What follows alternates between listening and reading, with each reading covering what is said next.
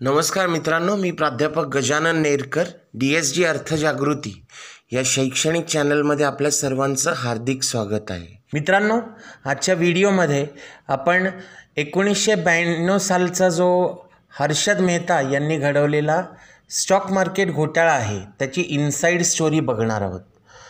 तर सुरुवातीला हे जाणून घ्या मित्रांनो की हा जो 1992 सालचा जो स्टॉक मार्केट स्कॅम होता त्याचं जे मूल्य होतं ते 4,000 कोटी इतकं होतं. म्हणजे आजच्या पैशाच्या तुलनेत आपण जर पाहिलं तर ते 24,000 ते 25,000 कोटी इतक्या रुपयांचा घोटाळा हा झालेला होता त्या काळामध्ये. तर सुरुवातीला आपण हर्षद मेहता यांचा जो प्रवास आहे किंवा त्यांचा जो बॅकग्राऊंड आहे, त्यांची पार्श्वभूमी जाणून घेण्याचा प्रयत्न करू. ते लोअर मिडल क्लास गुजराती कुटुंबात जन्मले होते आणि त्यांनी 1970च्या काळात मुंबईमध्ये जाण्यासाठी आपले प्रयत्न सुरू केले आणि त्यांनी आपले करिअर सुरू केले ज्यामध्ये होजेरी आणि सिमेंट विक्रीचा समावेश होतो. परंतु त्यांना मोठी महत्त्वाकांक्षा होती, त्यामुळे केवळ सिमेंट आणि या अशा छोट्या छोट्या व्यवसायात अडकून न राहता आपल्याला आपला पैसा वेगाने वाढवायचा आहे, आपल्याला वेगाने श्रीमंत व्हायचं आहे. त्यामुळे स्टॉक मार्केट किंवा अशा माध्यमातून आपण जर आपली प्रगती साधली तर ती जास्त वेगाने होईल असं मेहतांना वाटू लागलं. त्यांनी स्टॉक मार्केटद्वारे आकर्षित करण्यात आले त्यांना आणि लवकरच बॉम्बे स्टॉक एक्सचेंजमध्ये जॉबर म्हणून त्यांनी काम करण्यास सुरुवात केली. जॉबर म्हणजे एक प्रकारचे ब्रोकर. मित्रांनो, त्या काळामध्ये 1970-80च्या काळामध्ये स्टॉक ट्रेडिंग जे होत होतं ते फिजिकली होत होतं. म्हणजे जसं आपण एखाद्या दुकानदाराला ऑर्डर देतो वस्तूंची आणि तो आपल्याला वस्तू देतो, तशा पद्धतीने शेअर्स विकत घेतले जात होते आणि विकले जात होते. तर हे जॉबरचं काम मेहता यांनी सुरू केलं.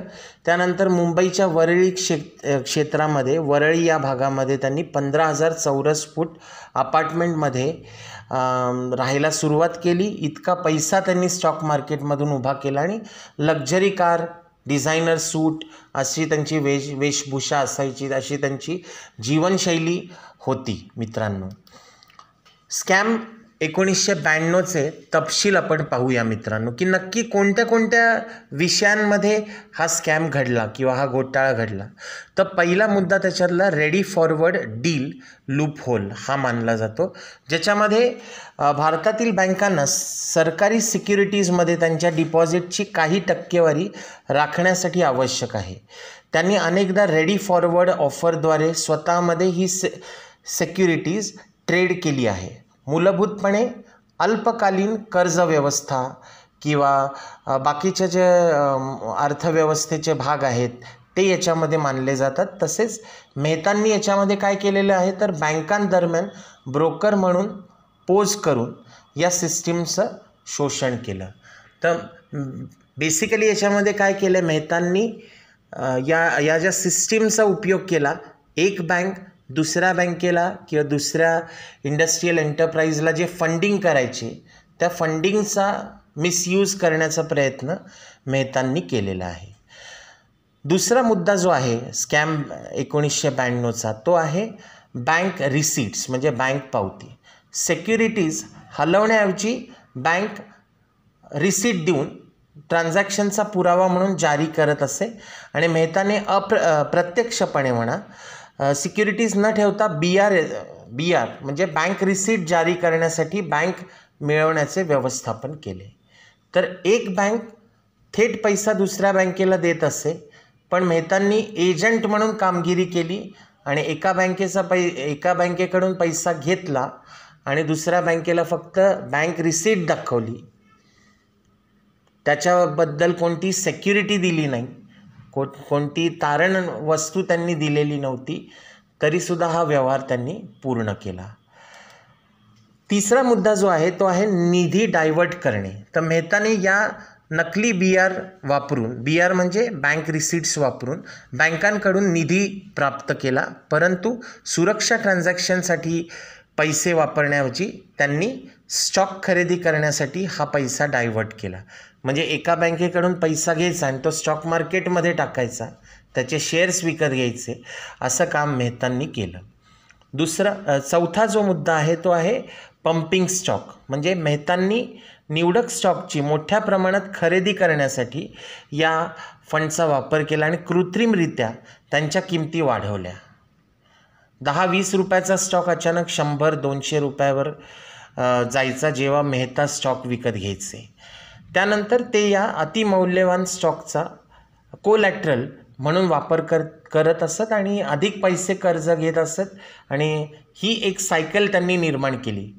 या लोन अगेन्स्ट सेक्युरिटीजच्या माध्यमातून त्यांनी मोठ्या प्रमाणात कर्ज काढले आणि त्या कर्जाचा उपयोग पुन्हा नवीन शेअर्स विकत घेण्यासाठी केला आणि या प्रक्रियेमध्ये त्यांनी कोट्यावधी रुपये कमवले मित्रांनो.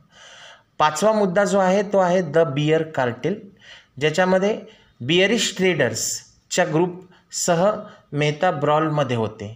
त्यांनी स्टॉक खरेदी करण्यासाठी बँक फंडचा वापर केला.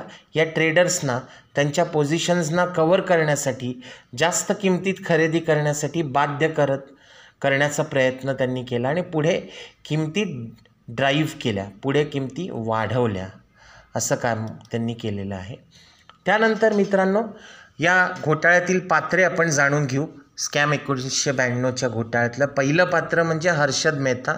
स्कॅमचे मास्टर माइंड एक स्टॉक ब्रोकर होते, ज्यांनी मार्केटमध्ये पैसे भरून मोठ्या प्रमाणात पैसे मिळवण्यासाठी बँकिंग सिस्टीमच्या लूपहोल्सचा उपयोग केला. दुसरं पात्र मित्रांनो या घोटाळ्यातलं ते म्हणजे सुचेता दलाल. या पत्रकार होत्या ज्यांनी टाइम्स ऑफ इंडियामध्ये या घोटाळ्याची कथा प्रथम फोडली, सर्वांसमोर आणली. विसल ब्लोअरचं काम सुचेता दलाल यांनी केलेलं आहे. त्यांचं पुस्तक प्रसिद्ध आहे या विषयात. यांचा अहवाल होता तो चौकशीमध्ये फसवणूक शोधून काढण्यात महत्त्वाची भूमिका बजावत होता मित्रांनो. त्यानंतर तिसरं पात्र म्हणजे A.D. नरोत्तम, भारतीय रिझर्व्ह बँकेचे गव्हर्नर होते. यांनी यापूर्वी अनियमितता शोधण्यासाठी मोठ्या टीकेचा सामना केला होता मित्रांनो. पुढील पात्र आहे भूपेन दलाल, ज्यांनी अन्य प्रमुख स्टॉक ब्रोकर्ससोबत या स्कॅममध्ये परिणामकारक असं काम केलं होतं. हितेन दलाल हे मेहतांच्या जवळपास काम करणारे स्टॉक ब्रोकर होते, ज्यांनी या घोटाळ्यामध्ये ते सापडले होते. नंतर विविध बँक अधिकारी, बँक ऑफ कराड, SBI अशा वेगवेगळ्या बँकांना फसवण्याचं काम मेहतांनी केलं होतं. त्या बँकांचे सर्व कर्मचारी, त्यांचे मॅनेजमेंट, क्लेरिकल स्टाफपासून ब्रांच मॅनेजरपर्यंत बरेच लोक या घोटाळ्यामध्ये इन्व्हॉल्ड होते. खोट्या बँक रिसिट्स इश्यू करण्याचं काम बँकांनी केलं होतं त्या काळात. आणि शेवटी राजकारणी मित्रांनो, अगदी पंतप्रधान नरसिंह राव यांचंसुद्धा नाव या घोटाळ्याच्या संदर्भात घेण्यात येतं आणि त्यांची आणि हर्षद मेहतांची भेट झाल्याच्या गोष्टीसुद्धा स्वतः हर्षद मेहतांनी सांगितल्या होत्या. हर्षद मेहतांचे जे वकील होते मित्रांनो ते राम जेठमलानी होते या केसमध्ये. आणि या केसमध्ये असंही म्हटलं जातं, याचा दुसरा भागसुद्धा असा म्हटला जातो की हर्षद मेहतांना या प्रकरणामध्ये गोवण्यात आलं. अर्थात मेहतांच्या चुका होत्याच, पण त्यांच्या या सिस्टीमचा आणि त्यांच्या या फ्रॉडचा वापर करून राजकारण्यांनीसुद्धा आपली पोटं भरली होती त्या काळामध्ये. आणि अवघ्या 1000 पॉईंट्सवर असलेला सेन्सेक्स हा 4000च्या वर गेला होता. असा हा 1992चा स्टॉक मार्केट घोटाळा मित्रांनो. DSD अर्थजागृती या शैक्षणिक चॅनलच्या माध्यमातून आम्ही आपल्याला गुंतवणुकीविषयी आणि अर्थसाक्षरतेविषयी वेगवेगळे विषय हाताळत असतो. आमचे चॅनल लाईक करा, शेअर करा, सबस्क्राईब करा. आपले काही प्रश्न असतील तर कॉमेंट्समध्ये जरूर आम्हाला त्या कॉमेंट्स द्या. तुम्ही प्रश्न विचारा, आम्ही त्याची उत्तरं देण्याचा प्रयत्न करू. अशाच एका नवीन इंटरेस्टिंग व्हिडिओमध्ये मी आपल्याला पुन्हा भेटेन. तोपर्यंत धन्यवाद आणि नमस्कार.